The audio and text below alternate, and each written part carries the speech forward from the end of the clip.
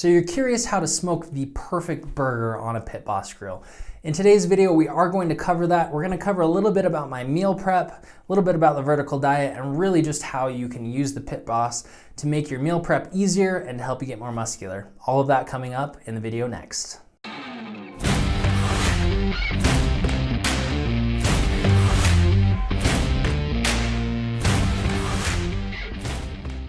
What's up, gentlemen? Welcome to Muscular Style, where we talk about all things lifestyle for the muscular man. In today's video, we are talking about how to smoke burgers on a Pit Boss grill. Now, some of you know that I follow the vertical diet. I've actually followed it on and off for about 2 years now, and I actually wrote 3 very in-depth articles for my undergraduate capstone project on the vertical diet. We're not going to cover the vertical diet in this video. If you do want to see a video on that, please like the video, comment below, let me know you want to see that, and I'll put that in the queue. But in today's video, really what we're going to talk about is how to smoke burgers on a Pit Boss and what I do to make the absolute perfect burgers. Now, before we jump in too quickly, I just want some background for those of you who are curious about the vertical diet. The vertical diet was written by Stan Efferdine. It is a very red meat heavy diet, and that is because Stan is a fan of the micronutrients that come from red meats. Now, he typically recommends steak or ground beef. I go the ground beef route most of the time because it is much more budget friendly. So in today's video, we're gonna go over how I season my ground beef, how I smoke it, and the entire process. Now, how I do this is I actually am doing this for meal prep. So this will prep me for about 8 lunches, give or take. Sometimes I'll eat this for breakfast as well. So if that's the case, this would be 4 breakfasts and 4 lunches, however you wanna do it. But for my size, I need about 8-ounce patties. So these are quite large burgers. So if you're just going to be doing burgers, you may want to cut some of these things down. But I make 8-ounce patties. That's one meal, as you know, aside from the rice, potatoes, whatever else I'm eating with it. So let's get into how I prepare these. So how we do this is I have 4 pounds of ground beef. That leaves me with 8-ounce patties. Now, this is an 88% lean beef. I get it from Costco. You can get your beef from wherever.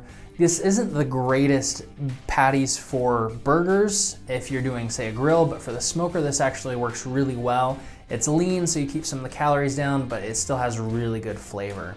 So with this ground beef, I love Spadel. I have used it since I was a teenager. It's what I grew up with. So if you have a seasoning that you really love, feel free to substitute that in here. I use a tablespoon per pound of ground beef. So here I have 4 tablespoons. If you do want a better, more juicy burger, you can add a tablespoon of olive oil per pound of ground beef you have here. I'm not doing that. I am in a more dieting phase for me. I'm 6 foot, 250 pounds. I want to get down to about 235, 240. So I'm cutting out any of the olive oil for this, but feel free to add that as you want. Next thing I do is I just make sure that I make these patties. I do weigh them out. I have a food scale and I weigh each one out and make sure that they are 8 ounces. Usually at the end, I'll end up with one that's a little bit less than 8 ounces, but I try to make sure that I know exactly what I'm eating. I don't have to remeasure this. I just can know that I'm getting my 8 ounces of ground beef and I'm good to go. For those of you with a smoker grill, and I assume if you're watching this video you have one, I'm gonna go over how I set up my Pit Boss grill. The first thing I do is I open it up, turn it on, and I turn it to smoke. That's the normal startup on these. Set it to smoke until you'll hear a fire roar, you'll see a bunch of smoke come up, and once that dissipates, you know that it's good to close the lid. I always keep the grate on mine closed. There's a little fire in there, and you can open it up to kind of sear some meat, but for this entire process, I keep mine closed. I'll close the lid on this and I'll let this sit for about 5 to 10 minutes until the temperature has regulated. So I like the smokiness that a Pit Boss gives. So for these burgers, I am going to smoke these for an hour and a half.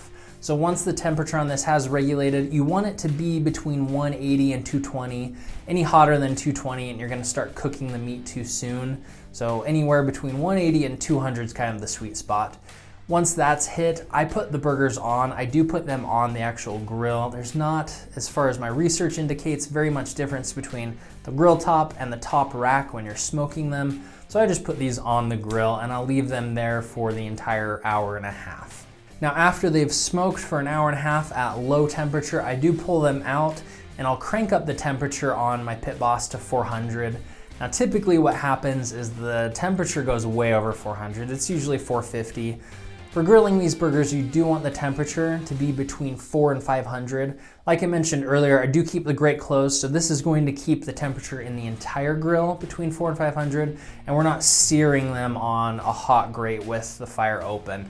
Because of that, you do have to do it a little longer. So I will put all of the burgers back on once the grill's reached about 450 degrees, and I'll time it for 5 minutes. After the 5 minutes is up, I flip them, go for another 5 minutes, and then these are ready to pull out. You do want to let these rest for about 5 to 10 minutes before you eat them. A lot of these are just going into the fridge, so it's not that big of a deal. Just make sure they're cool enough to go into whatever container you're storing them in. But really the resting is just letting some of the fat soak back up in so you do have good flavor. Where this is a lean meat, I haven't added any extra fat to them. They can use all the help they can get, so please do let them rest, that way they taste great. So for each of these 8-ounce patties, you're looking at about 420 calories, 28 grams of fat, and 44 grams of protein. In my diet, really I try to look at what's considered a zone diet, so equal amounts of each macronutrient. So this is great for me in making sure that I do get some fat, I do get the protein, but also we're getting the micronutrients, which is the most important part on the vertical diet and really just in general for good health. Now for those of you curious who do follow the vertical diet, you can also cook rice in bulk. If I do that, what I like to do is I'll actually put about a cup inside of a sandwich bag. If you freeze it, it actually comes back out of the microwave, which is how I reheat it, almost like it just came out of the rice cooker. Don't ever store your rice in the fridge and then try to reheat it. You're gonna end up with dry rice. There's just not really a great way to do that. Tried several different ways, come up with some okay ones, but the absolute best solution here is to freeze your rice, reheat it in the microwave in the plastic bag. If you have a problem with that, you can put it on the plate. But the moisture from the frozen rice actually re-steams it and it comes out perfectly. A couple of tips on how to make sure your burgers do taste the best. When you're smoking meat, a cold meat actually pulls in smoke flavor longer. Once the temperature of the meat reaches a certain point, it stops accepting any of the smoke flavor. So if you do have these patties cold when you throw them on, that is one way to get a better flavor. Also, don't go too crazy on the seasoning. As long as you have salt in there, you have a good fat content in the meat, the smoker is really gonna do a lot of the heavy lifting for you. So let it do its job in giving you the flavor that you want. You can change the pellets out depending on the flavor you want going into your meat. I just use the Traeger Gourmet blend that comes from Costco. It really is the best deal that I've found on pellets. It's about $20 for a 50-pound bag. And honestly, it has been amazing. I did clean out my pellet grill recently. There was a good amount of soot in the bottom, but it wasn't crazy and it cleaned up nice and easy. So I know there have been some other brands that people have suggested online and there have been some issues. I haven't had any issues yet, so if you do need a brand, that's the one I suggest, and I'll put a link to that in the description below. Also, I'll link below the Pit Boss that I do have and a few of the grilling items that I suggest that you have in case you are looking and you need some replacements. I have found some good items. Those are in the description below as well. I know today's video is a little bit different, but I want to bring you the best tips in fitness, in style, and really anything to do with the muscular man lifestyle. I do have some other content coming out for you shortly, but if you have any topics, suggestions, questions, please comment below, and I'll put those video ideas in the queue so long as I feel like I have a good viewpoint on those. Gentlemen, thanks for watching today, and until next time, stay muscular and stay stylish.